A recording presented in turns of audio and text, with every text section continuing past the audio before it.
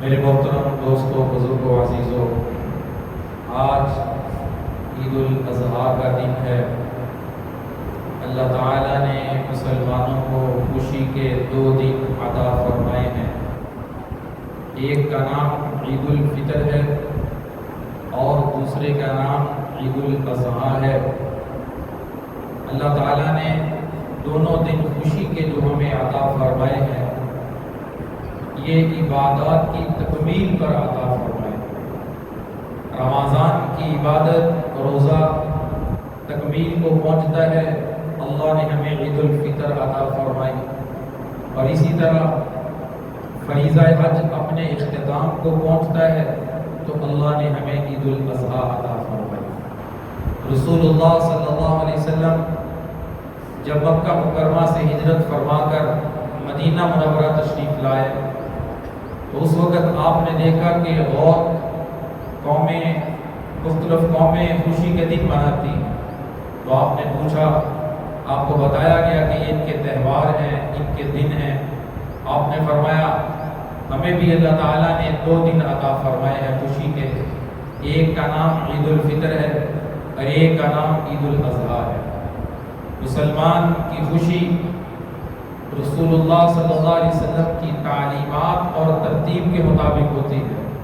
اللہ پاک کا نظام دیکھیے، اسلام کی خوبصورتی دیکھیے کہ خوشی کے دن کا آغاز ہمیں حکم ہے کہ عید کی نماز سے کرو، اللہ کو سجدہ کرنے سے کرو، اللہ کے آگے جھکو۔ آج کے دن ساری دنیا کے مسلمان، عالم اسلام کے مسلمان اللہ کی حضور، اللہ کی بارگاہ میں اپنے جانوروں کی قربانی پیش کریں گے۔ صحابہ کی مجلس میں آپ نے فرمایا کہ یہ قربانیاں کیا ہیں؟ آپ نے فرمایا سنت ابیکم ابراہیم، یہ قربانی تمہارے باپ ابراہیم علیہ السلام کی سنت اور طریقہ ہے۔ قربانی کا عمل ہر امت میں جاری رہا ہے، لیکن امت محمدیہ کی قربانی کی نسبت سیدنا ابراہیم علیہ السلام کے عمل سے ہے کہ اللہ نے سیدنا ابراہیم علیہ السلام پر امتحان ڈالے، امتحانوں میں مبتلا کیا۔ جتنے بھی ابراہیم علیہ السلام پر امتحان آئے، سب سے بڑا امتحان یہ تھا اپنے بچے کی، بیٹے کی گردن پہ چھری چلانا۔ 80 سال سے زائد عمر کی ہونے کے بعد غالباً 83 سال کی ابراہیم علیہ السلام کی عمر، اللہ نے بیٹا عطا فرمایا اور بیٹا چلنے کے قابل ہوا تو اللہ کی طرف سے حکم آیا، فَلَمَّا بَلَغَ مَعَهُ السَّعْيَ قَالَ يَا بُنَيَّ إِنِّي أَرَىٰ فِي الْمَنَامِ أَنِّي أَذْبَحُكَ فَانظُرْ مَاذَا تَرَىٰ۔ ابراہیم علیہ السلام نے خواب دیکھا، نبی کا خواب بھی وحی ہوتا ہے۔ یہاں پہ مفسرین ایک نقطہ لکھتے ہیں کہ اللہ تعالیٰ جبرائیل علیہ السلام کے ذریعے بھی حکم دے سکتے تھے۔ عمومی طور پہ وحی لے کر آنے والے فرشتے حضرت جبرائیل علیہ السلام آتے تھے، نبیوں کو حکم دیتے تھے، پیغام سناتے تھے، لیکن اس وحی کا انداز بدلا گیا۔ وہ انداز کیا تھا کہ خواب دکھایا گیا، یا بنی انی اریٰ فی المنام، اے میرے بیٹے میں نے خواب دیکھا ہے۔ نبی کا خواب وحی ہوتا ہے، اللہ کی طرف سے امر اور حکم ہوتا ہے۔ اللہ تعالیٰ دیکھنا چاہتے تھے کہ خواب پر ابراہیم علیہ السلام کے اندر عمل کرنے کا جذبہ کتنا ہے۔ ایک تو صراحتاً حکم ہے کہ جبرائیل علیہ السلام آئیں اور حکم دیں اور پورا کر لیں، لیکن خواب دکھایا گیا۔ کیا طویلات تو نہیں کرتے، طویلات کا سہارا تو نہیں لیتے، ہیلا تو کوئی نہیں کرتے کہ خواب ہے شاید ابھی کچھ دیر انتظار کر لو، یہ کر لو، جیسے آج کے لوگ اللہ کا حکم پورا کرنے کے لیے ہیلے بہانے تلاش کرتے ہیں۔ قربانی کے عمل کو کمزور کرنے کی پوری کوشش سوشل میڈیا کے اوپر ہو رہی ہے کہ قربانی نہ کرنی پڑے، مختلف میسجز، مختلف پیغامات چل رہے ہیں۔ آپ اندازہ لگائیں، ایک گروپ کے اندر ایک ساتھی نے میسج کیا، کہنے لگا پاکستان کا ہر فرد IMF کا مقروض ہے، 2,70,000 روپے ہر فرد مقروض ہے۔ مجھے کسی مفتی صاحب کا فتویٰ چاہیے، مجھے کسی مفتی صاحب کا فتویٰ چاہیے کہ اتنا قرض ہوتے ہوئے ہمارے اوپر قربانی بنتی ہے۔ پھر اس نے دوسرا سوال یہ کیا کہ ہم ایک غلام قوم ہیں، کیا غلام قوم کے اوپر بھی قربانی فرض ہو سکتی ہے؟ مجھے کوئی مفتی صاحب فتویٰ دے۔ میں نے اس بھائی کے اس میسج کا یہ جواب دیا، میں نے کہا مجھے یہ بتاؤ، آپ قرض کی بات تو کر رہے ہو، مجھے یہ بتاؤ کہ تمہارے پاس پراپرٹی کتنی ہے، تمہارے پاس پلاٹ کتنے ہیں، تمہارے پاس سونا چاندی کتنی ہے، بینک بیلنس کتنا ہے؟ تمہیں 2,70,000 قربانی کے عمل کو کمزور کرنے کے لیے یہ قرض تو نظر آیا؟ کیا تم نے اپنی پراپرٹی پہ غور کیا کہ تیرے پاس پراپرٹی کتنی ہے، پلاٹ کتنے ہیں، مال کتنا ہے؟ یہ تم بتا نہیں سکتے۔ پھر میں نے یہ بتایا، کہا کہ تمہیں قربانی کے موقع کے اوپر تو IMF کا قرضہ یاد آتا ہے کہ ہر پاکستانی 2,70,000 کا مقروض ہے، تم نے لاکھوں کے موبائل رکھے ہوئے ہیں، تمہیں اس وقت قرضہ کیوں نہیں یاد آتا؟ تمہاری شادیوں کے اوپر کروڑوں روپے، لاکھوں روپے خرچ ہو جاتے ہیں، ایک ویڈیو بنانے والے کو 4 لاکھ دے دیتے ہیں، اس وقت تمہیں قرضہ کیوں نہیں یاد آتا؟ تم اپنے موبائلوں کو بیچو، اپنے قرضے اتارو اور سادہ موبائل رکھو، شادی کو سادہ بناؤ۔ کوئی شخص یہ نہیں کہتا کہ میرے اوپر IMF کا قرضہ ہے، میں شادی کروں گا، میں موبائل چھوٹا رکھوں گا، میں گاڑی چھوٹی استعمال کروں گا۔ لیکن جب اللہ کا حکم پورا کرنے کا وقت آتا ہے، جب قربانی کا عمل آتا ہے، قربانی کا دن آتا ہے، اللہ کا اتنا بڑا حکم پورا کرنے کے لیے، اللہ تعالیٰ کا حکم پورا کرنے کے لیے 10 ذی الحجہ کا دن آتا ہے، تو پھر انہیں قرضے یاد آنے لگ جاتے ہیں، پھر ان کے دلوں میں مختلف وسوسے پیدا ہونا شروع ہو جاتے ہیں۔ میں نے کہا تم غلط کہتے ہو۔ شکر ہے وہ ساتھی میری بات کو تسلیم کر گئے، انہوں نے یہ میسج ڈیلیٹ کر دیا، مان گئے کہ میں غلط کہہ رہا ہوں۔ ایسا نہیں ہے، قربانی کا عمل رسول اللہ صلی اللہ علیہ وسلم کا عظیم عمل ہے۔ دیکھیے نا 10 ذی الحجہ مینا کی وادی کے اندر آسمان نے آج تک یہ منظر نہیں دیکھا، زمین پر آج تک یہ واقعہ رونما نہیں ہوا کہ ایک باپ اپنے بیٹے کی گردن پہ چھری چلا رہا ہو۔ ابراہیم علیہ السلام نے اس کا تذکرہ اپنے بیٹے سے کیا، یا بنی انی ارا فی المنام انی اذبحک فانظر ماذا تری، اے میرے بیٹے میں نے خواب دیکھا ہے، میں تجھے ذبح کر رہا ہوں۔ قال یا ابت افعل ما تؤمر، بیٹا سمجھدار تھا، بیٹا اچھا تھا، بیٹا تربیت یافتہ تھا، سمجھ گیا، باپ کی بات مانی ہے، باپ کی بات کو آگے سر خم تسلیم ہونا ہے۔ باپ کی تربیت تھی، بیٹے نے کہا آپ کو جو حکم ملا ہے ابا جان آپ پورا کرو۔ لیکن ساتھ دیکھیے اسماعیل علیہ السلام کی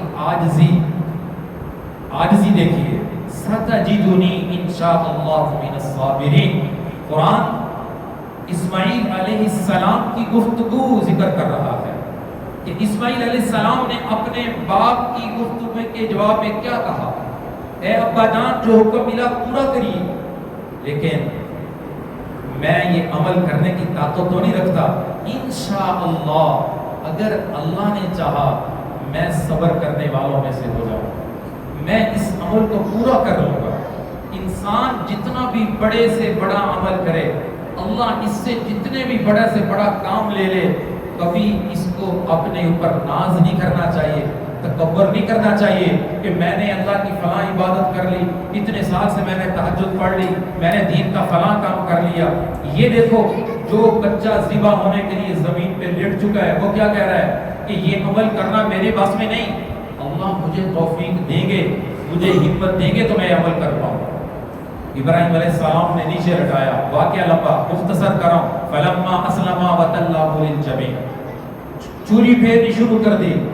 ابراہیم علیہ السلام کی پوری کوشش ہے کہ آج اپنے بیٹے کو اللہ کے راستے میں قربان کرنا ہے، 1% بھی ان کی سوچ نہیں ہے کہ کاش یوں ہو جائے کہ میرا بیٹا نیچے نکل جائے اور یہ چوری کسی اور چیز پہ چل پڑے۔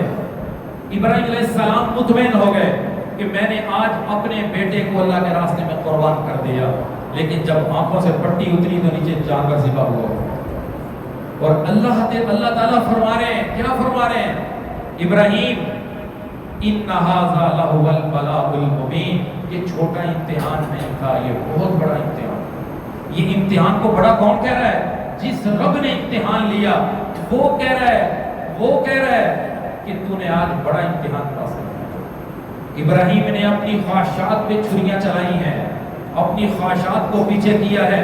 مینا کی وادی میں جب اپنے بیٹے کی انگلی پکڑ کے جا رہے تھے، شیطان 3 مرتبہ گمراہ کرنے آیا، کینکریاں ماری، پھر ماری، شیطان کو بھگا دیا۔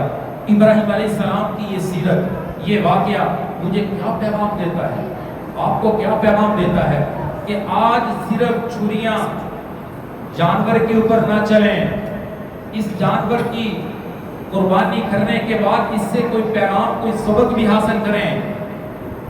قربانی کا سب سے پہلا پیغام یہ ہے، قُلْ إِنَّ صَلَاتِي وَنُسُكِي وَمَحْيَايَ وَمَمَاتِي لِلَّهِ رَبِّ الْعَالَمِينَ، کہ کہہ دو میری نماز، میری قربانی، میرا مرنا، میرا جینا صرف اللہ کے لیے، للہ۔ قربانی کا بڑا پیغام، اللہ کو خون کی ضرورت نہیں، اللہ کو گوشت کی ضرورت نہیں۔ لَن يَنَالَ اللَّهَ لُحُومُهَا وَلَا دِمَاؤُهَا وَلَكِن يَنَالُهُ التَّقْوَىٰ مِنكُمْ۔ اللہ تمہارے دلوں کو تقویٰ دیکھ رہے ہیں، میرے راستے میں خرچ کرنے کا جذبہ کتنا ہے، میرے راستے میں جانور قربان کرنے کا جذبہ کتنا ہے، میرے حکم پر عمل کرنے کا جذبہ کتنا ہے۔ وہ ابراہیم علیہ السلام نے مینا کی وادی میں اپنے بیٹے کی گردن پہ چھری چلائی۔ آج ہم کہاں پہ کھڑے ہیں؟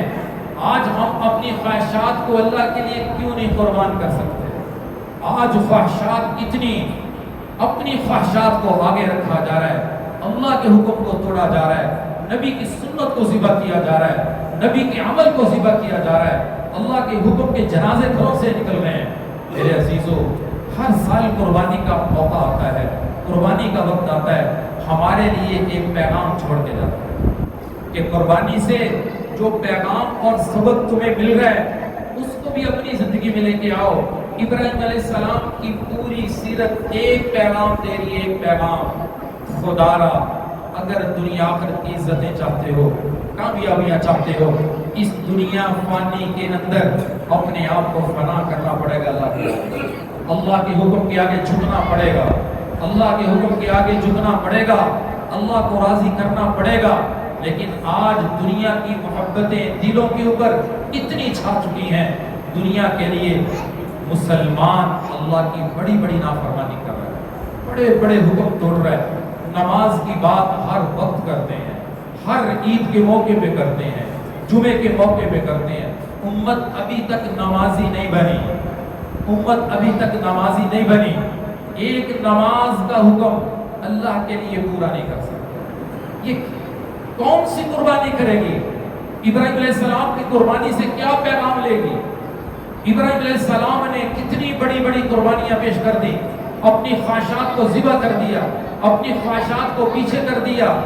آج ہم اللہ کو کیسے راضی کریں گے؟ ام حسبتم ان تدخلوا الجنۃ ولما یأتکم مثل الذین خلوا من قبلکم، تم یہ سمجھتے ہو تمہیں جنت ایسے مل جائے گی؟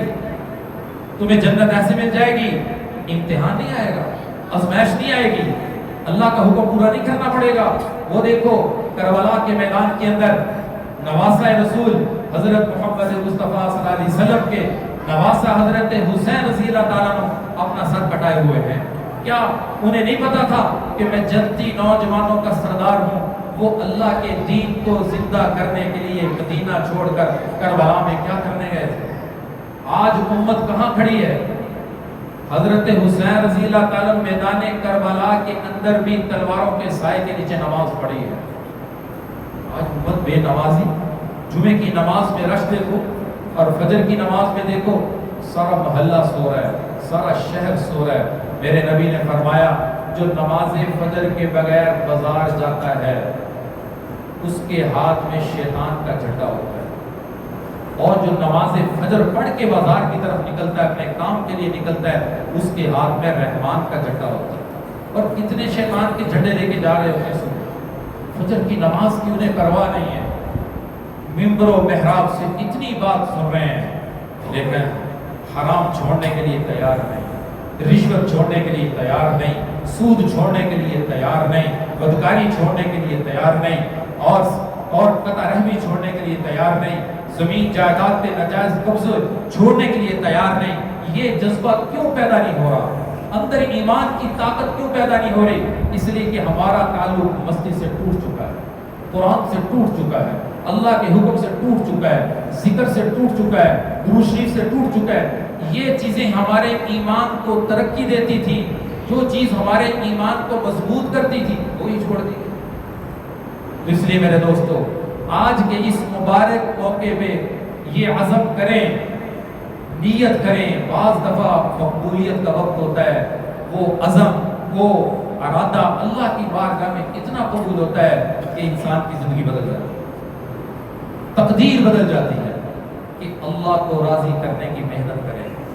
ایک پیغام، اللہ کو راضی کرنے کی محنت کریں گے، دنیا سے اس حال میں جائیں گے کہ اللہ ہم سے راضی ہو جائے، اللہ ہم سے خوش ہو جائے۔ ابراہیم علیہ السلام نے سارے امتحان پورے کیے، اللہ نے کیا کیا انعامات عطا فرمائے۔ آج ساری دنیا کے مسلمان جانور ذبح کریں گے۔ اب یہ قربانی کا عمل کتنا خوبصورت عمل ہے کہ جانور کے ایک ایک بال کے بدلے مسلمان کو اللہ کی طرف سے نیکی دی جاتی ہے۔ کوئی بال شمار کر سکتا ہے؟ اللہ کے نبی مدینہ میں 10 سال ہر سال قربانی کا عمل کرتے رہے، اور یہاں تک فرمایا، حدیث میں آتا ہے آپ 2 جانور ذبح کرتے تھے، آپ فرماتے ایک میری طرف سے ہے اور ایک میری امت کی طرف سے۔ امت سے اتنی محبت تھی، امت سے اتنا لگاؤ تھا، امت کی اتنی فکر تھی۔ آج امت نے کیا حال کر دی؟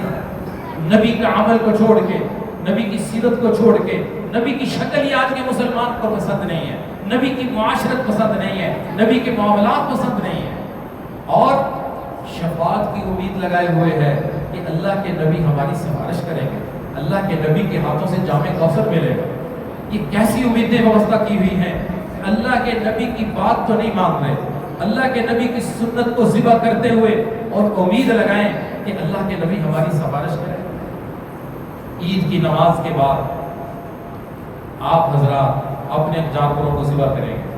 سارے شرعی احکام جمعے کے مختلف بیانات میں عرض کیے جا چکے ہیں، بس یہ کوشش کیجئے کہ جانور سنت کے مطابق ذبح ہو جائے، کم از کم 3 رگیں کٹ جائیں، گوشت بنا لیں، سارا رکھ سکتے ہیں، کھا سکتے ہیں، مسنون ہے، مستحب ہے، 3 حصے کر لیے جائیں، ایک غرباء کو دے دیا جائے، ایک رشتہ داروں کو دے دیا جائے، ایک گھر میں رکھ لیا جائے۔ کوشش یہ کی جائے کہ زیادہ سے زیادہ گھروں تک پہنچا دیں جو گھر پورا سال گوشت نہیں کھا سکتے۔ اللہ کے نبی صلی اللہ علیہ وسلم نے عید الفطر کے موقع پہ اپنی امت کو حکم دیا صدقہ فطر دو، تاکہ غریب کے گھر میں بھی عید ہو جائے، اس کے گھر میں خوشی ہو جائے۔ عید الاضحیٰ آئی، قربانی کا موقع آیا، حکم دیا کہ تمہارے گوشت کا ایک حصہ غریب کے گھر جانا چاہیے، ان گھروں میں جانا چاہیے جہاں پورا سال گوشت نہیں جاتا، ان گھروں کے اندر بھی خوشی ہو جائے اور ان کے بچے بھی خوش ہو جائیں۔ اور جانور ذبح کرنے کے بعد اس کی کھال کو صدقہ کرنا ضروری ہے۔ کسائی کو اجرت میں دینا جائز نہیں ہے، گوشت کا بیچنا جائز نہیں ہے، اجرت کے طور پہ گوشت کو دینا جائز نہیں ہے۔ سنت کے مطابق جتنی قربانی کریں گے وہ قربانی کا اجر اللہ کی بارگاہ میں اتنا زیادہ